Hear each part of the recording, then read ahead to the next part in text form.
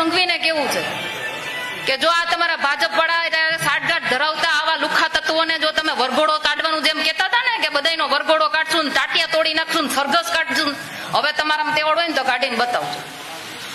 48 કલાકની અંદર આ ગુજરાતની દીકરી એનો ન્યાય માંગે છે. 48 કલાકની અંદર જો આ વરઘોડો ન નીકળો ને તો આ મીડિયાના માધ્યમથી તમને બંગડિયું મોકલું છું, બંગડિયું. 48 કલાક બાદ મીડિયાના માધ્યમથી આ બંગડિયું પહેરીને અમને સાબિત કરી દેજો કે તમે નથી કરી શક્યા. જો કરી શકતા હોય ને તો 48 કલાકમાં એનો વરઘોડો કાઢીને મને બતાવજો. આ જિગીશા પટેલની ચેલેન્જ છે.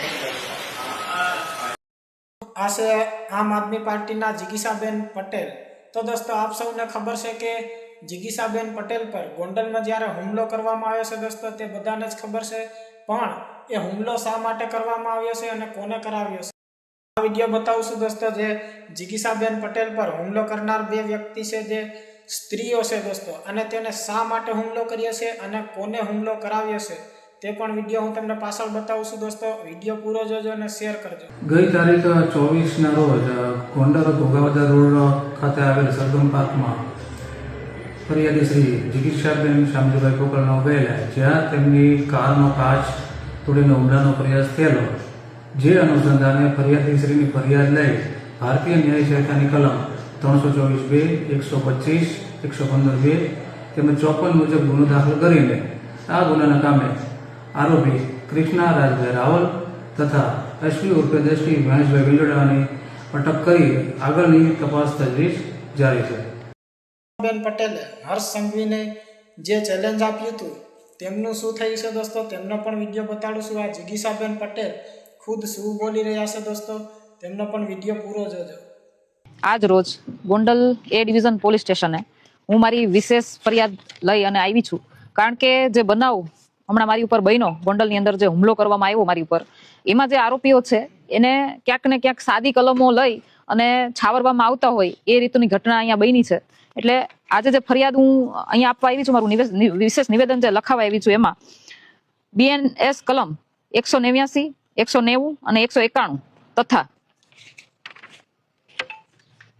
109 અને 61 પ્રમાણેની જે કહેવાય ને કે ષડયંત્ર બનાવ્યું છે, 5 જણાએ ભેગા થઈને કાવતરું રચ્યું છે, 5 જણાએ ભેગા થઈને હુમલાનો પ્રયાસ કર્યો છે, જીવલેણ હુમલો કર્યો છે.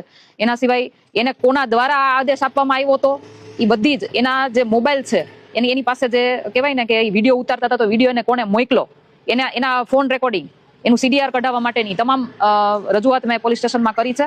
અને હું ઈચ્છું એવું છું કે SP સાહેબને પણ હું અહીંથી રજૂઆત કરવા જવાની છું કે એવું ઈચ્છું છું કે આ લોકોની એના ફોન સાથે એના કબજે કરવામાં આવે અને એ લોકોને કોણ એને ઓર્ડર આપતું હતું. એ જ્યારે મારી ઉપર હુમલો કરતા હતા ત્યારે જે લાલ ટોપીવાળા ભાઈ છે એ વિડીયો ઉતારતા હતા, એ વિડીયો એ કોને મોકલવાના હતા અને કોના દ્વારા હુમલો કરાવવામાં આવ્યો છે એની તમામ કહેવાય ને તપાસ થવી જોઈએ. સાથે સાથે જે લાલ ટોપીવાળા જે ભાઈ છે જેનો તમે વિડીયો જોયો છે સોશિયલ મીડિયાના માધ્યમથી કે જે બેને પથ્થરમારો કર્યો, એ પથ્થરમારો કરવા પહેલા એ લાલ ટોપીવાળા ભાઈ એને ઈશારો કર્યો હતો અને ઈશારો કર્યા પછી એને પથ્થર માર્યો હતો. એ લાલ ટોપીવાળા ભાઈ એનું Instagram ID-માં હું તમને એના ફોટા સાથે બતાવું, એનો ફોન પણ તમે જોઈ લેશો. સેમ ફોન સાથે સેમ માણસ, Instagram ID છે એનું X_Rahu__307. આ ID સાથે એ ભાઈના તમે ફોટા જોશો ને તો ફોટાની અંદર કાળા કાચવાળી નંબર પ્લેટ વગરની ગાડીઓ આવી ઘણી બધી જોવા મળશે. જો કે અત્યારે એને પોતાનું ID પ્રાઇવેટ કરી દીધું છે. કાળા કાચવાળી ગાડીઓ, નંબર પ્લેટ વગરની ગાડીઓ, આ ગાડીઓ કોની છે, કોની સાથે એના સંબંધ છે. એ સિવાય એક અજીત ઝાલાનો વિડીયો હું તમને તમારા માધ્યમથી મોકલીશ. આજની તારીખમાં અજીત ઝાલાએ પોતાના Instagram ID-ના સ્ટેટસની અંદર ગાંજા સાથેનો વિડીયો આ ભાઈ સાથે મૂકેલો છે. એ તમામ પુરાવા હું તમારા માધ્યમથી લોકોને બતાવવા માંગુ છું. સાથે સાથે આ લાલ ટોપીવાળા ભાઈનો એક વિડીયો હું તમને આપીશ. જ્યારે હું અને અલ્પેશભાઈ કથિરિયા ગોંડલની અંદર આવ્યા હતા ત્યારે ગણેશ ગોંડલે જે બધાને એક સરખા કાળા વાવટા અને એક સરખા બેનરો આપ્યા હતા, એ બેનર સાથે, એ કાળા વાવટા સાથે અમારો વિરોધ કરવામાં એ ભાઈનો વિડીયો ખૂબ જ ગર્વથી એને નાખેલો છે. સાથે સાથે એને એના ID-ની અંદર ઘણું બધું એવું લખેલું છે, એ પણ હું તમને જણાવવા માંગુ છું. એનું જે Instagram ID છે, Instagram ID-ની અંદર જિગીશાબેન પટેલ વિશે ગોપાલભાઈ ઇટાલિયા પણ શું બોલ્યા દોસ્તો તેમનો પણ વિડીયો જોઈ લીજો. ગોપાલભાઈ ઇટાલિયાએ કંઈક અવાજ ઉઠાવ્યો છે દોસ્તો, તેમનો વિડીયો પૂરો જોજો. ત્યાં ગોંડલ નગરપાલિકા વિસ્તારના કેટલાક પ્રશ્નોને લઈ આમ જનતાએ જિગીશાબેનને રજૂઆત કરી કે અમારા મત વિસ્તારમાં અમારા વિસ્તારમાં આ પ્રશ્ન છે, તમે સાંભળવા આવો. સામાન્ય જનતાને ભાજપના માણસોથી કોઈ ઉમ્મીદ અપેક્ષા નથી, કેમ કે ભાજપના માણસો કામ ઓછું અને ગુંડાગીર્દી જાજી કરે. એટલે જનતાએ પોતે જિગીશાબેનને ત્યાં બોલાવ્યા અને જ્યારે જિગીશાબેન ત્યાં ગયા ત્યારે ભાજપના કોઈ ગુંડા જેવા કોર્પોરેટરે મહિલાઓનું ટોળું મોકલી કાયરતાપૂર્ણ હુમલો એક મહિલા ઉપર કરાવડાવ્યો.